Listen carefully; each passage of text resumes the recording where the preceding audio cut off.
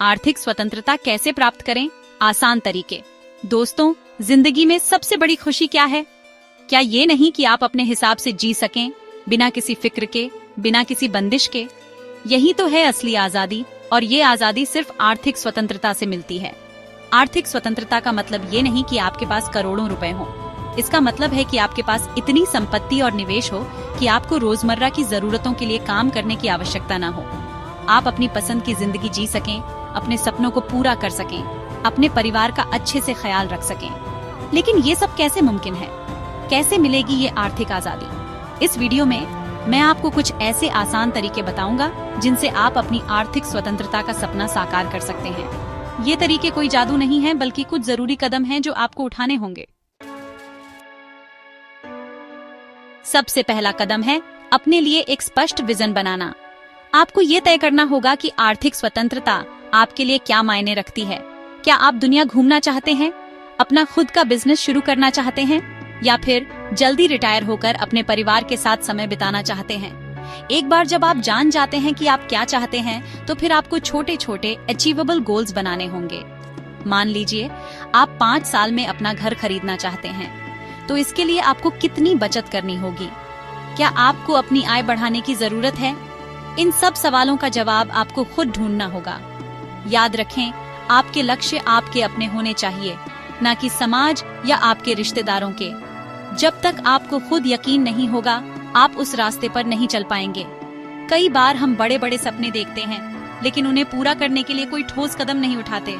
हम सोचते हैं कि ये सब तो बहुत मुश्किल है, ये तो मेरे बस की बात नहीं। लेकिन यकीन मानिए, अगर आप सही दिशा में मेहनत करेंगे तो कुछ भी नामुमकिन नहीं है।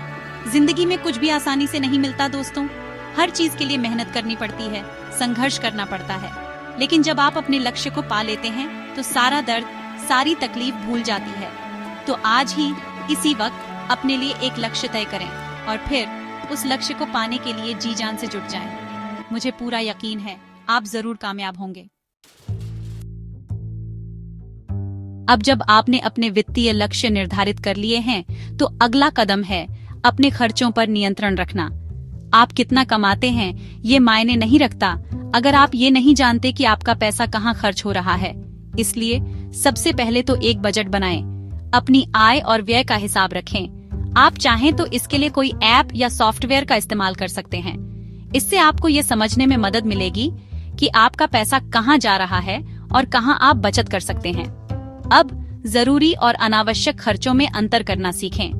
जरूरी खर्च वो होते हैं जो आपकी जिंदगी के लिए बहुत जरूरी हैं, जैसे कि खाना, कपड़ा, मकान, दवाई, बच्चों की पढ़ाई आदि। अनावश्यक खर्च वो होते हैं जिनके बिना भी आपका काम चल सकता है, जैसे कि बाहर का खाना, महंगे कपड़े, गैर जरूरी गैजेट्स, अनावश्यक यात्राएं आदि। इन अनावश्यक खर्चों को कम करके आप अच्छी खासी बचत कर सकते हैं। एक आसान तरीका है 50-30-20 नियम। अपनी आय का 50% जरूरी खर्चों के लिए, 30% अपनी इच्छाओं के लिए और 20% बचत और निवेश के लिए रखें। याद रखें, छोटी छोटी बचत भी आगे चलकर एक बड़ी राशि बन जाती है। बचत करना आर्थिक स्वतंत्रता की नींव है। आप जितनी जल्दी बचत करना शुरू करेंगे, उतनी ही जल्दी आप अपने वित्तीय लक्ष्यों को प्राप्त कर पाएंगे। कोशिश करें कि अपनी आय का कम से कम 20 से 30% हिस्सा बचाएं। अगर अभी आप इतनी बचत नहीं कर सकते, तो छोटी शुरुआत करें।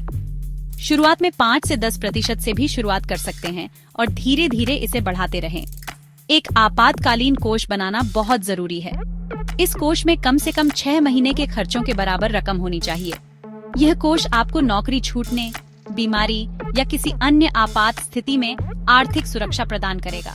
बचत करने के लिए आप रेकरिंग डिपॉजिट, फिक्स्ड डिपॉजिट या लिक्विड फंड जैसे विकल्पों का चुनाव कर सकते हैं। याद रखें, बचत कोई एक बार का काम नहीं है। इसे अपनी आदत बनाएं।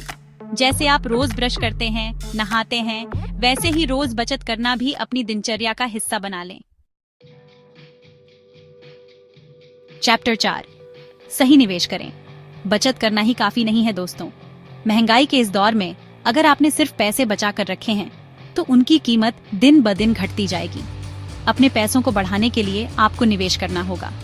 निवेश के कई विकल्प हैं, जैसे कि stock market, mutual fund, real estate, सोना, बॉन्ड्स आदि। हर निवेश के अपने फायदे और नुकसान होते हैं। निवेश करने से पहले आपको अपनी जोखिम क्षमता, निवेश की अवधि और वित्तीय लक्ष्यों को ध्यान में रखना चाहिए। अगर आप लंबी अवधि के लिए निवेश करना चाहते हैं और जोखिम उठाने को तैयार हैं, तो स्टॉक मार्केट या म्यूचुअल फंड आपके लिए एक अच्छा विकल्प हो सकते हैं। अगर आप कम जोखिम लेना चाहते हैं, तो आप सोना या बॉन्ड्स में निवेश कर सकते हैं।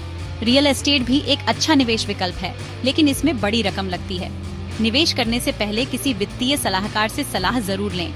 याद रखें, निवेश में जोखिम होता है, लेकिन बिना जोखिम उठाए आप बड़ा मुनाफा भी नहीं कमा सकते। चैप्टर 5, निष्क्रिय आय स्रोत बनाएं। आर्थिक स्वतंत्रता पाने के लिए सिर्फ एक ही आय स्रोत पर निर्भर रहना काफी नहीं है। आपको ऐसे आय स्रोत बनाने होंगे जो बिना आपके सक्रिय योगदान के भी आपको पैसे देते रहें। इसे कहते हैं निष्क्रिय आय। निष्क्रिय आय के कई स्रोत हो सकते हैं, जैसे कि संपत्ति किराए पर देना। अगर आपके पास एक से ज्यादा घर या दुकान है, तो आप उसे किराए पर देकर हर महीने एक निश्चित आमदनी प्राप्त कर सकते हैं। स्टॉक मार्केट से डिविडेंड प्राप्त करना। कुछ कंपनियां अपने शेयर धारकों को लाभांश देती हैं। डिजिटल उत्पाद बनाकर बेचना। अगर आपके पास कोई खास हुनर है, तो आप online course, I book, template आदि बनाकर बेच सकते हैं। Blogging, YouTube, affiliate marketing. अगर आप लिखने या वीडियो बनाने में माहिर हैं, तो आप ब्लॉगिंग, यूट्यूब या एफिलिएट मार्केटिंग के जरिए पैसे कमा सकते हैं। शुरुआत में आपको निष्क्रिय आय बनाने के लिए थोड़ी मेहनत करनी पड़ सकती है, लेकिन एक बार जब आपका सिस्टम सेट हो जाता है, तो आपको ज्यादा मेहनत नहीं करनी पड़ेगी और आपकी कमाई होती रहेगी। चैप्टर 6 करों, टैक्सेस को समझें और बचत करें। दोस्तों, टैक्स देना हमारी जिम्मेदारी है, लेकिन इसका मतलब ये नहीं कि हम बेवजह ज्यादा टैक्स दें। टैक्स के नियमों को समझें और टैक्स प्लानिंग करें। टैक्स बचाने के लिए आप पीपीएफ, ईपीएफ, एलएसएस, एनपीएस जैसे निवेश विकल्पों का चुनाव कर सकते हैं। इन विकल्पों में निवेश करने से आपको टैक्स में छूट मिलती है और आपकी पूंजी भी बढ़ती है। टैक्स प्लानिंग के लिए आप किसी वित्तीय सलाहकार की मदद भी ले सकते हैं। याद रखें, सही टैक्स प्लानिंग से आप हर साल हजारों लाखों रुपए बचा सकते हैं।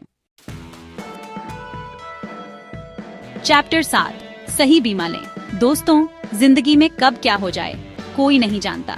बीमारी, दुर्घटना, किसी अपने को खो देना, ये सब ऐसी घटनाएं हैं जो कभी भी किसी के साथ भी हो सकती हैं। ऐसे में अगर आपने सही बीमा नहीं करवाया है, तो आप पर और आपके परिवार पर बहुत बड़ा आर्थिक बोझ आ सकता है। इसलिए जरूरी है कि आप हेल्थ इंश्योरेंस और टर्म लाइफ इंश्योरेंस जरूर लें।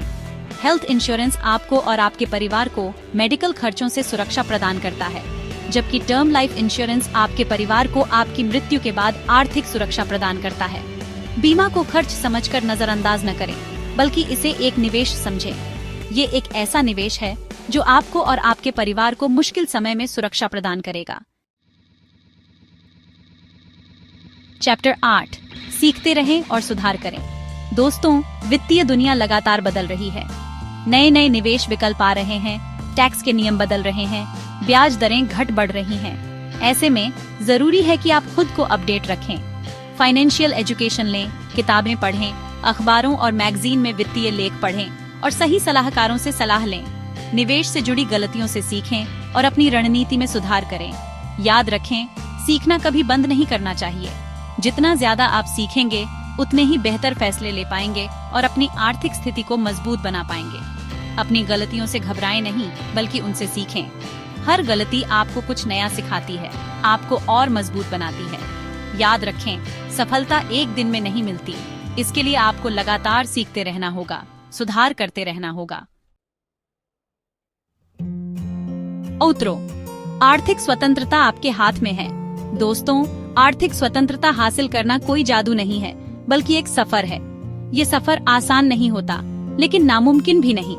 जरूरत है तो बस सही योजना, अनुशासन और समझदारी से निवेश करने की। जितनी जल्दी आप शुरुआत करेंगे, उतनी ही जल्दी आप अपने लक्ष्य के करीब पहुंचेंगे। तो आज ही से, इसी वक्त से ठान लें कि आप अपनी आर्थिक स्थिति को बेहतर बनाएंगे। और हाँ, अगर आप किसी विशेष क्षेत्र में निवेश के बारे में अधिक जानकारी चाहते हैं, तो नीचे कमेंट बॉक्स में जरूर बताएं।